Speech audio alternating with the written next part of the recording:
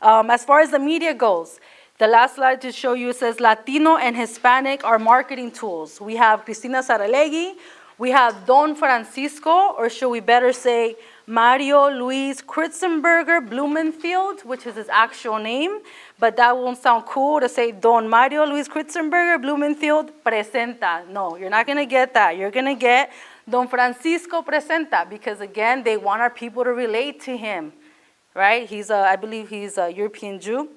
We have Latino 96.3. We have the Hispanic magazine. We have the Latina magazine. Hispanic magazine, that's actually pretty accurate. Penelope Cruz is a Spaniard, so that pretty much goes with her. But that wouldn't go for a Mexican or Central American Nican Tlaca woman. And then we have Latina. We have a bleach blonde, self-hating Mexicana, Cristina Aguilera. But anyway, that's besides the point. And basically, what's behind the actual... The historical use of Latino Hispanic is genocidal, and we've been talking about that. But as far as colonialism in the actual current view, it's profitable. It says by grouping all people who speak Spanish into one category, corporations can target one audience at the same time and therefore maximize their exposure and profit. Aha! That's great. Okay, everyone that speaks Spanish, instead of me as a corporation head, instead of me trying to, decipher ways to target an audience, because this is all capitalism, corporations, and trying to get your audience. So you know what? Let's come up with something that says, you know what? All of these people that speak Spanish, and we're in the millions, so let's put them all into one category, and that way we can sell them our product. We're just gonna target them all at the same time. You don't have to worry about making distinctions into your demographics. You don't have to worry about losing funding, because all of your commercial money, you can just target it all in one, bunch it up in one little casket. You're good to go. Everyone could benefit from your product. It's like they're very used to promoting these concepts on Francisco, Latino, in print, in audio. It's everywhere. The whole colonialism, it's very hip to be Latino. It's very hip to be Hispanic. I've met people that say they don't like saying Mexican because Hispanic sounds better or Latino sounds more exotic. I mean, it's very, some bullshit ideas that we have behind identity. And people like this are promoting it, and that's what our people are following. We follow what's on TV. We follow what's on the radio. And the idea here is be white. Even if you speak Spanish, you're still different because you're still white, but you speak Spanish, so that's cooler. So that's the whole pride behind Latino and Hispanic, is you're the cool version of a European because you speak Spanish. So that's exotic. Again, that's the commercialization of colonialism. And the next one is a graph. And this graph was made by Olin a few years back. We're working on a new one, but this one pretty much hasn't changed since then. And basically, if you see here, in the U.S. as a whole, if they put together, it says 82% of the so-called Hispanic or Latinos as a whole are actually Mexican Central Americans. So out of the 100% that they counted for that were Hispanic or Latino, identified as Hispanic or Latino, out of that whole 100, 82% of that were made up of our people, Mexican Central American. Next graph, in the Western U.S., out of all the so-called Hispanic or Latinos in that 100%, in the Western United States, 92% of that were made up of our people, Mexican, Central American.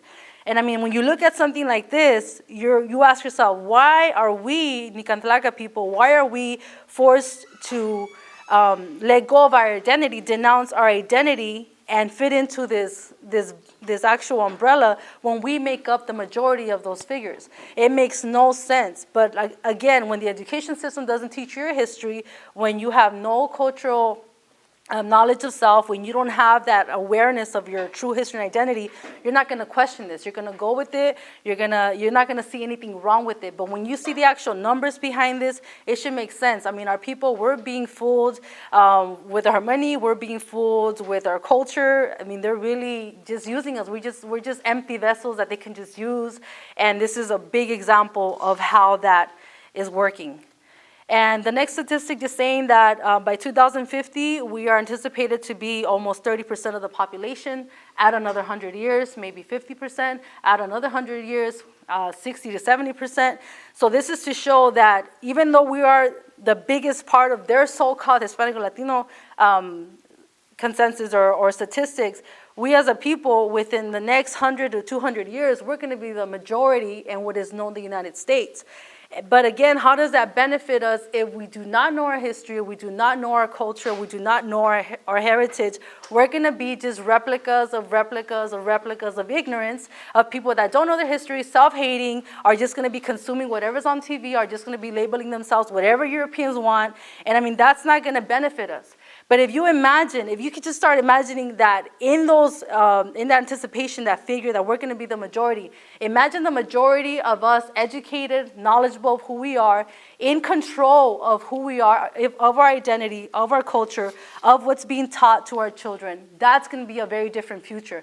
That's what we in the Mexica movement, we're thinking long term. We're not just thinking right now or, okay, we want this to stop now, Univision's going to stop this next year, because that's not going to happen. We're millions of people. We have a very horrible case of ignorance in our community, but we know that eventually this message will get across. We know that eventually people will listen, that people will change their mind, that people will wake up. Because why do we know that that's going to happen? Because we woke up. We members of the Mexica movement, people here in this room, people that are watching this, people are waking up. They're starting to think of things that were not presented to them in history and education system. We're given another view of the world, another way of understanding how this society is working. And that is a huge, huge accomplishment. And other images here, colonialism produces self-hate. We have blue eye contacts, green eye contacts, hazel contacts. Then we have the baseball player who bleached his skin because he said, he wanted to be more handsome. And then we have skin bleach. Skin bleach is starting to get a huge number of clients in Mexico. So just to show you that, self-hate does sell, and there's a big market of that. And talking about, I know we talked about a lot, talking about identity, colonialism. It's what we're trying to do in the Mexica movement is decolonize the way we see ourselves, decolonize the way we see the world, take off those European lens that we've been forced to wear for the last 519 years, and finally and honestly start seeing our history and start connecting to this information that we're talking about, because we're not white people, we're not European, we are Nican Tlaca people. Like I said, mixed blood, full blood, but that does not take us from being indigenous. That does not take us away from our rights to this land that we're on.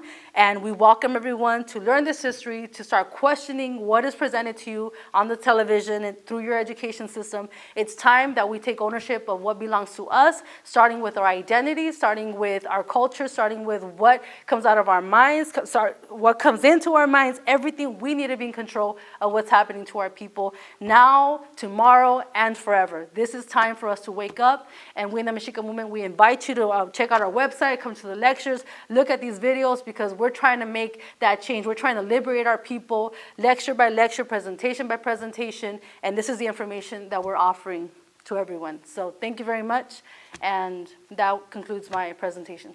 Thank you.